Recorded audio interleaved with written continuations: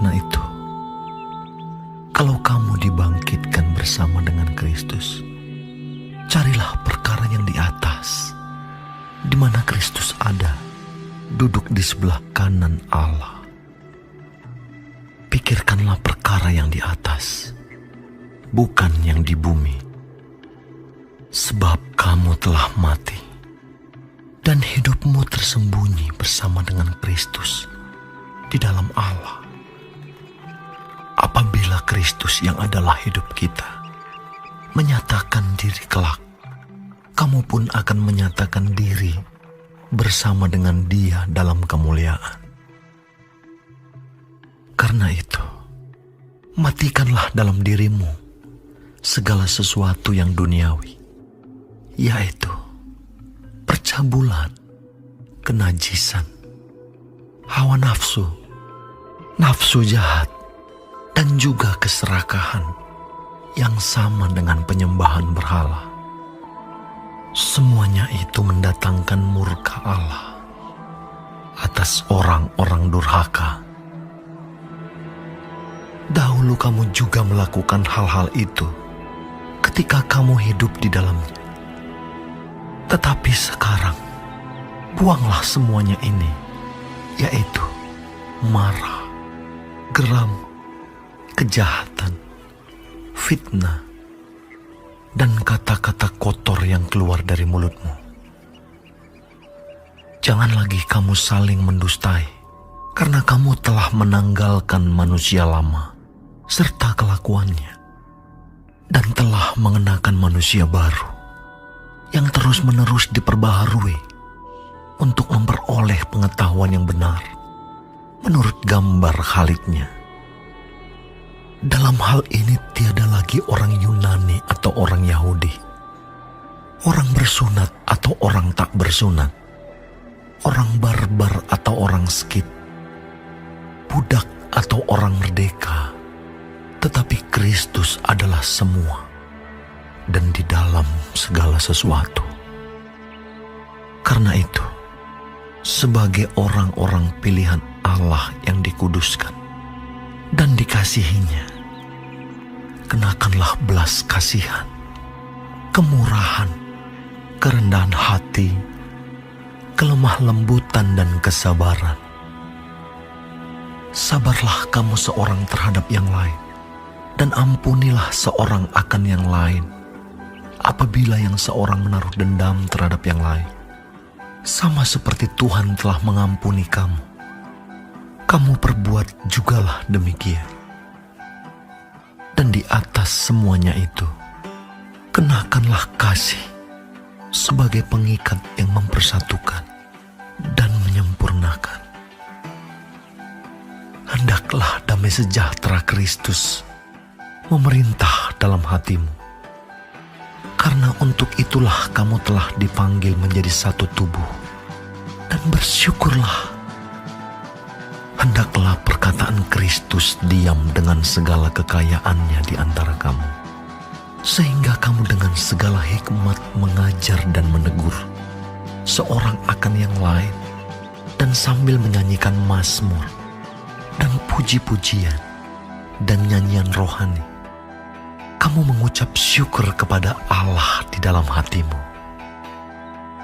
Dan segala sesuatu yang kamu lakukan dengan perkataan atau perbuatan, lakukanlah semuanya itu dalam nama Tuhan Yesus, sambil mengucap syukur oleh Dia kepada Allah, Bapa kita.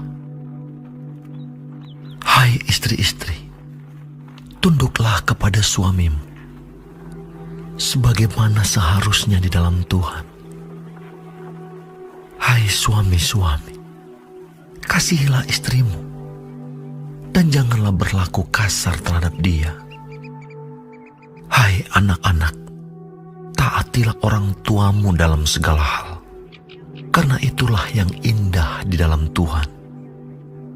Hai bapak-bapak, janganlah sakiti hati anakmu, supaya jangan tawar hatinya. Hai hamba-hamba, taatilah Tuanmu yang di dunia ini dalam segala hal.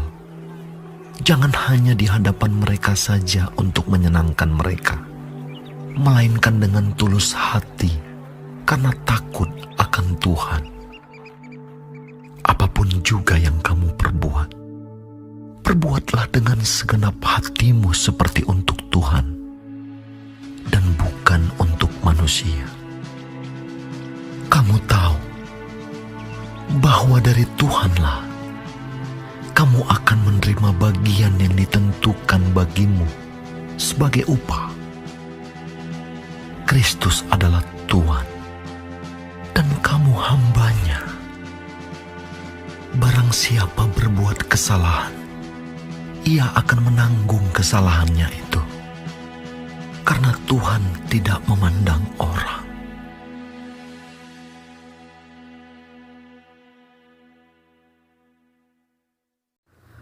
Shalom saudara-saudaraku yang Tuhan Yesus kasihi. Puji Tuhan kita masih hidup dan dapat mempelajari firman Tuhan dari Kolose 3. Tetap semangat, Tuhan memberkati. Saudara, di ayat 1-4 Rasul Paulus dengan ilham Roh Kudus mengajar untuk mencari perkara-perkara yang di atas. Artinya berusaha menempatkan prioritas rohani, hadirat Tuhan, hal-hal sorgawi, perkenanan Tuhan dalam kehidupan sehari-hari. Itu yang harus menjadi prioritas, menjadi utama.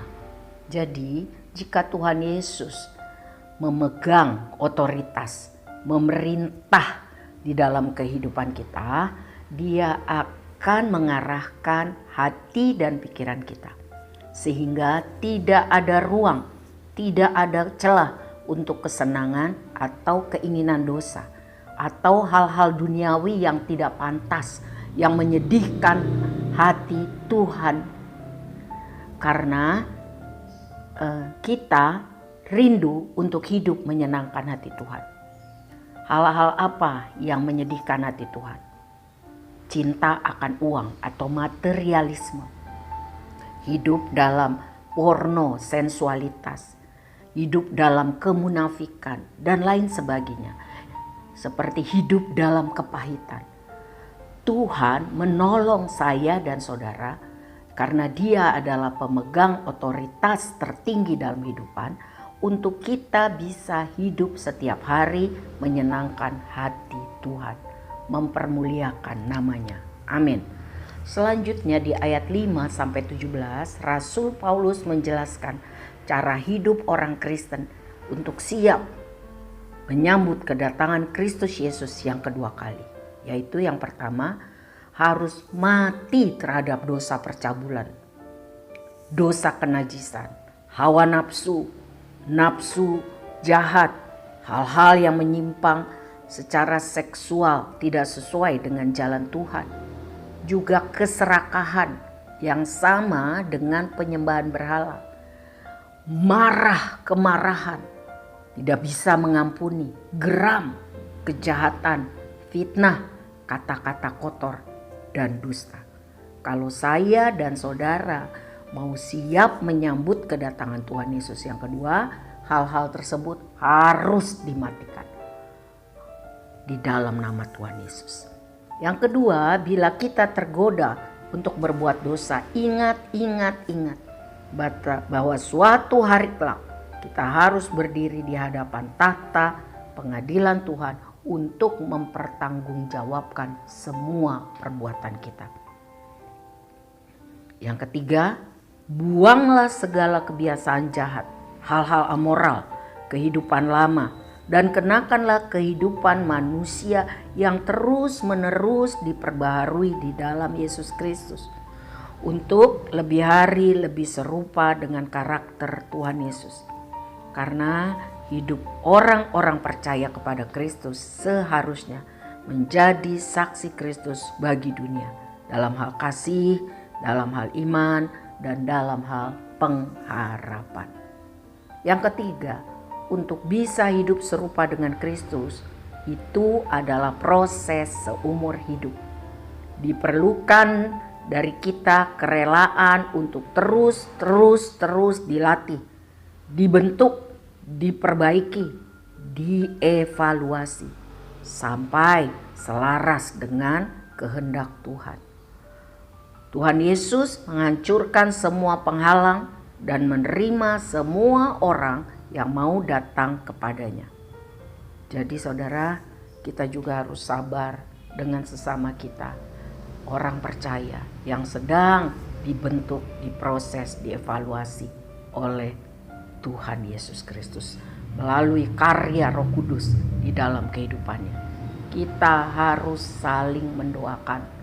Kita harus belajar mengampuni. Kita harus belajar lebih sungguh-sungguh mengasihi seperti Kristus mengasihi kita. Amin. Saudara, kita harus memberitakan Injil kepada setiap orang supaya setiap orang boleh percaya dan menerima Kristus sehingga masuk di dalam persekutuan gereja Tuhan. Inilah yang harus kita lakukan. 4 hal ini supaya kapan saja Tuhan Yesus datang kembali, kita siap menyongsong Tuhan. Ayat 12 sampai 17 dari Kolose 3 kita akan baca. Ayat 12 sampai 17. Karena itu, sebagai orang-orang pilihan Allah yang dikuduskan dan dikasihinya, kenakanlah belas kasihan, kemurahan, kerendahan hati, kelemah lembutan, dan kesabaran. Sabarlah kamu seorang terhadap yang lain, dan ampunilah seorang akan yang lain. Apabila yang seorang menaruh dendam terhadap yang lain, sama seperti Tuhan telah mengampuni kamu, kamu perbuat jugalah demikian. Dan di atas semuanya itu, kenakanlah kasih sebagai pengikat yang mempersatukan dan menyempurnakan. Hendaklah damai sejahtera Kristus memerintah dalam hatimu, karena untuk itulah kamu telah dipanggil menjadi satu tubuh, dan bersyukurlah. Hendaklah perkataan Kristus diam dengan segala kekayaannya di antara kamu, sehingga kamu dengan segala hikmat mengajar dan menegur seorang akan yang lain, dan sambil menyanyikan mazmur dan puji-pujian dan nyanyian rohani, kamu mengucap syukur kepada Allah di dalam hatimu. Dan segala sesuatu yang kamu lakukan dengan perkataan atau perbuatan, lakukanlah semuanya itu dalam nama Tuhan Yesus, sambil mengucap syukur oleh Dia kepada Allah Bapa kita. Rasul Paulus mengajarkan strategi untuk bisa menolong kita untuk hidup bagi Kristus, untuk menyenangkan hati Tuhan dan jadi berkat bagi orang lain. Dengan cara 1, meniru belas kasihan Tuhan Yesus dan mempunyai sikap mengampuni. Dengan cara mengingat bahwa Tuhan Yesus sangat sering mengampuni kita. Dan ingat doa Bapa kami, ampunilah kesalahan kami seperti kami mengampuni orang yang bersalah kepada kami, sehingga tidak menyimpan akar kepahitan, tetapi mengizinkan Tuhan Yesus selalu membalut luka hati kita, memberi penghiburan, memberi kasih, sukacita, dan pertumbuhan pendewasaan dalam karakter kita. Yang kedua, kasih Kristus harus menjadi penuntun dalam kehidupan. Yang ketiga, damai sejahtera dari Tuhan Yesus harus memerintah dalam hati kita. Ini bukan berarti tidak ada konflik, tidak ada masalah dalam kehidupan. Tapi dengan cara mengubah kekhawatiran menjadi doa pengharapan, mohon bimbingan dan pengarahan Tuhan, sehingga selalu damai sejahtera dari Tuhan yang hadir dan menguasai kehidupan. Yakinlah bahwa Tuhan Yesus memegang seluruh kendali keadaan, sehingga tidak ada cemas dan putus asa, karena yakin Roma 8 ayat 28, Tuhan turut bekerja untuk mendatangkan kebaikan bagi semua orang yang mengasihi Dia dan hidup sesuai dengan rencana Tuhan. Amin. Saudara-saudara, yang selanjutnya, yang keempat, kita harus selalu belajar bersyukur. Ucapan atau sikap syukur membuka hati kita bagi damai sejahtera Tuhan dan kasih pada sesama. Karena itu selalu sempatkan waktu untuk menghitung berkat Tuhan dalam kehidupan kita. Sehingga kita tertolong lebih mudah untuk selalu bersyukur. Yang kelima, firman Tuhanlah yang harus menguasai kehidupan kita, bukan yang lain. Sebab itu saya dorong saudara, baca dan dengarkan firman Tuhan setiap hari. Gereja sudah memfasilitasi dengan pendalaman Alkitab Clearsight. Setiap pasal di dalam Alkitab ini dibaca lalu diselidiki. Seharusnya kalau saudara dengan tekun mengikutinya, saudara bertumbuh sehingga firman Tuhan menguasai kehidupan. Yang keenam, hidup bagi Kristus sebagai agen representasi, marketing, utusan Kristus. Apapun juga yang kita lakukan dengan perkataan atau perbuatan, lakukanlah semuanya itu di dalam nama Tuhan Yesus. Artinya, lakukanlah segala sesuatu untuk kehormatan dan kemuliaan nama Tuhan kita. Jadi lakukan yang terbaik. Yang ketujuh, hidup dalam kasih Kristus yang sempurna. Saudara-saudara, Tuhan tolong kita untuk bisa melakukan hal-hal yang menolong kita bisa hidup menyenangkan hati Tuhan dan jadi berkat bagi banyak orang. Selanjutnya ayat 18 sampai 25 mengenai hubungan antar anggota keluarga. Dalam hal ini hubungan antara suami dan istri, antara orang tua dan anak, antara tuan dan hamba. Apa kata firman Tuhan? Yang pertama, harus saling bertanggung jawab kepada kewajibannya, yaitu melakukan yang terbaik sesuai dengan kewajibannya. Memiliki sikap saling tunduk, mengasihi, disiplin, menopang, menolong untuk bertumbuh ke arah yang lebih baik. Saling menghormati, saling menghargai, saling mendukung, saling memberi kegembiraan. Jadi tidak ada ruang untuk egois. Saling menghormati, saling menghargai, saling mendukung, saling menopang. Itu yang harus ada di dalam hubungan antar anggota keluarga. Kerja keras, adil memperlakukan sesamanya, bukan karena dilihat atau di depan orang saja, tetapi melakukan dengan setia, seperti untuk Kristus, untuk menyenangkan hati Tuhan dan sesama. Tentu hal-hal yang positif. Tuhan tolong saya dan saudara menjadi pelaku firman dan berbahagia. Amin.